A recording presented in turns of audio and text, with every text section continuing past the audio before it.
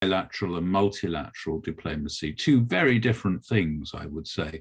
Multilateral diplomacy, working in the UN, sitting around the table, negotiating a resolution. It's quite an intellectual pursuit. It's a human pursuit too. You have to understand the people you're negotiating with to get the right result. We've talked about empathy, but it is quite an intellectual pursuit. Making sure that text reflects precisely what it is your country wants and doesn't cause you any problems, making sure you get a good outcome.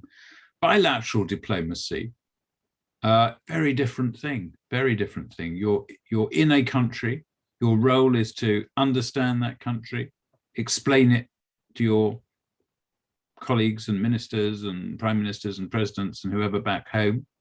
But it's also obviously to represent and to explain and what your country believes.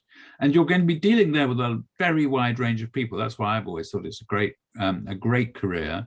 You'll be dealing with business people. You'll be dealing with journalists. You'll be dealing not just with other diplomats, but with politicians. I remember once I asked somebody who was a candidate for a job, what do you think ambassadors do? And they said, oh, I suppose you spend your time talking to other ambassadors. I said, well, no, it couldn't be further from the truth.